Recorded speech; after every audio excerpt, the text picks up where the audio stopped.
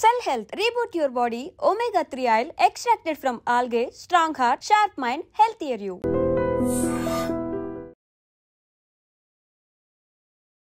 పురుషుల్లో లైంగిక సామర్థ్యం ఎందుకు తగ్గిపోతుంది? ఈ కారణాలు తీసుకున్నట్లయితే వాళ్ళ యొక్క ఆహారము, జీవన విధానం ప్రధానమైనవి. ఆహారంలో సరైన పోషకాలున్న ఆహారం తీసుకోకపోవడం వల్ల రోజు రోజుకి చాలామంది పురుషుల్లో వాళ్ళ యొక్క శక్తి తగ్గిపోతుంది.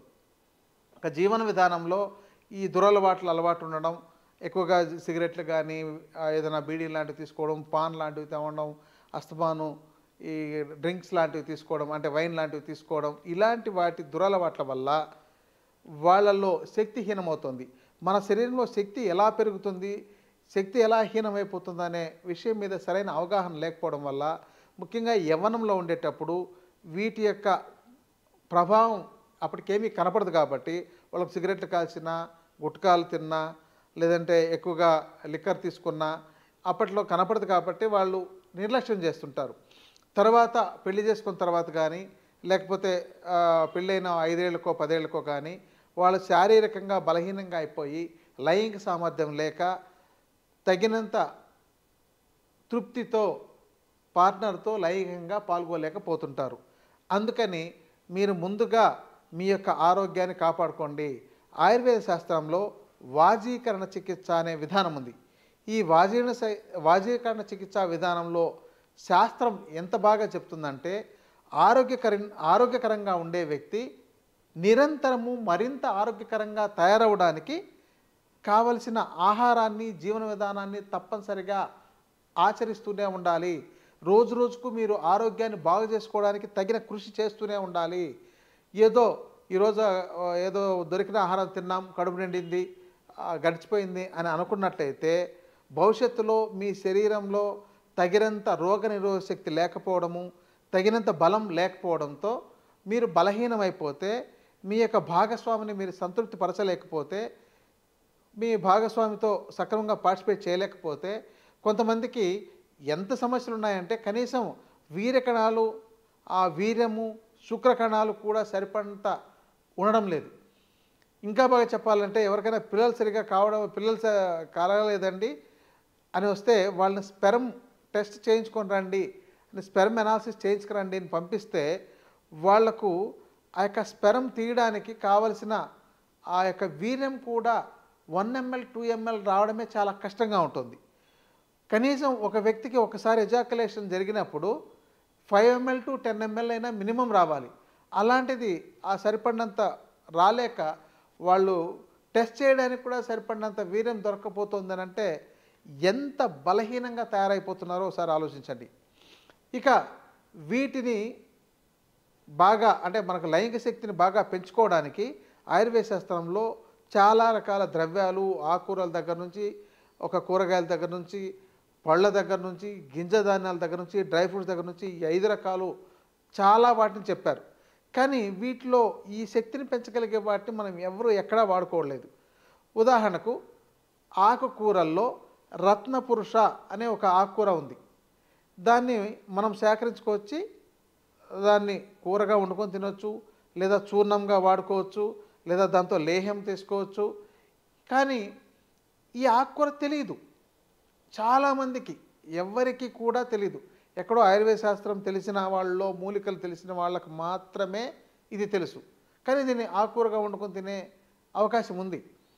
ఎవరు తెచ్చుకున్నారు? ఈరోజు ఇది పండించి తప్పనిసరిగా అమ్మాల్సిన అవసరం ఏర్పడుతోంది. మార్కెట్లో దీన్ని పండించి అమ్మగలిగితే అలా పండించే వాళ్ళకు కూడా తగిన ఆర్థికంగా లాభంకు చేకూరే అవకాశం ఉంది. అంటే దాని గురించి కొంత పబ్లిసిటీ అనేది చేయాల్సిన అవసరం ఉంది. ఇక కూరగాయల్లోకి వచ్చేసరికి మనకు ప్రధానంగా ఈ గింజలు, దుంపలు ఇలాంటివి కూడా లైంగిక శక్తిని పెంచగలిగే ఉన్నాయి. వీటిని మనం లిమిటెడ్గా పండించిండే వాటిలో ఆలుగడ్డలు, అంటే బంగాళదుంపలు అంటారు, వీటిని కందగడ్డను, చామగడ్డలను, వీటి తప్ప వీటి బియాండ్ మనకు వెళ్ళట్లేదు. కానీ మనకు వీటిలో లైంగిక శక్తిని పెంచగలిగే ఇంకొన్ని కూరగాయలు లాంటివి ఉన్నాయి, మనకి ఇక్కడ అందుబాటులో లేదు. ఇవి కొంత నార్త్ ఇండియాలో కానీ, లేదంటే తూర్పు భారతదేశం వైపు, అంటే అస్సాం అటువైపు వెళ్ళినప్పుడు కొన్ని రకాల అక్కడున్న కూరగాయల్లో దుంపలను తీసుకొచ్చి వండి తింటే చాలా అద్భుతంగా మంచి బలాన్ని పెంచగలిగేవి, చాలా లైంగిక శక్తిని పెంచగలిగేవి అలాంటివి ఉన్నాయి. ఇవి మనకు అందుబాటులో లేదు కాబట్టి, దాన్ని కొనేటోళ్ళు లేరు కాబట్టి ఎవరు ఇక్కడ పండించి ఇవ్వడం లేదు. అలాగే గింజ ధాన్యాల్లో ఆత్మగుప్త బీజాలు అని మనకు ఆయుర్వేద శాస్త్రం చెప్తుంది. అంటే దీన్నే దూలగొండి గింజలు అంటారు.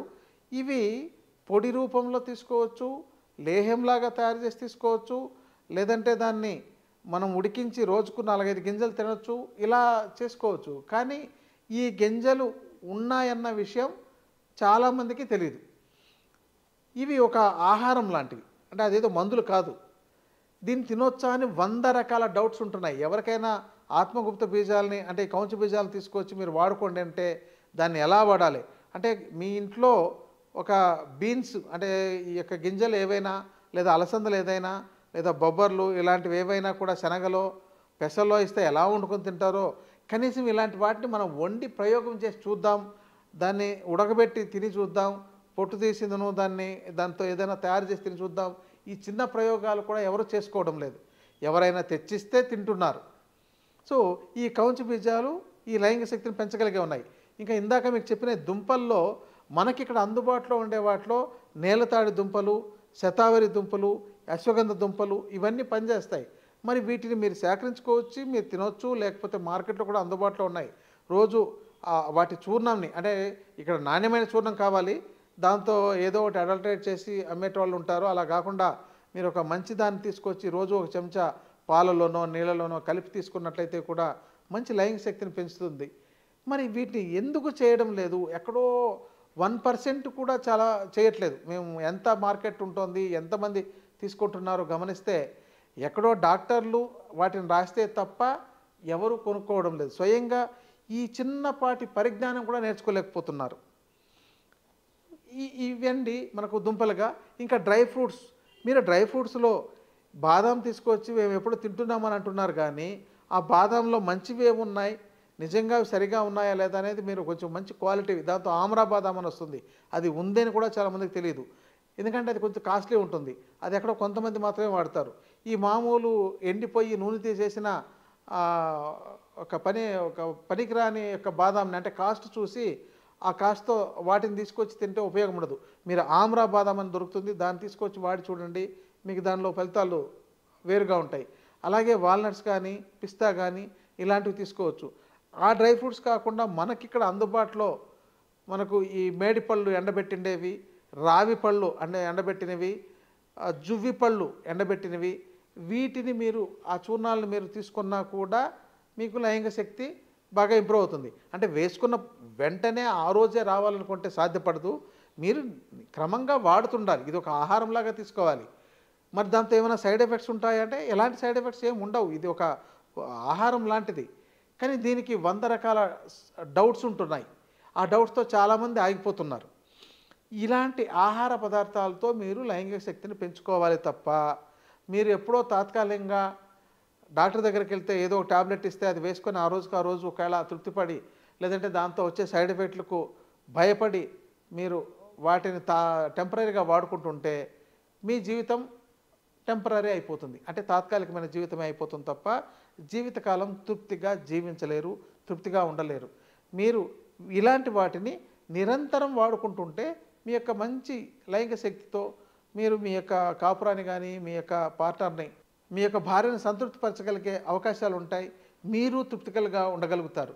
ఎప్పుడైతే లైంగిక శక్తి వాళ్ళలో తగ్గిపోతుందో మానసికంగా శారీరకంగా బలహీనంగా తయారైపోతారు.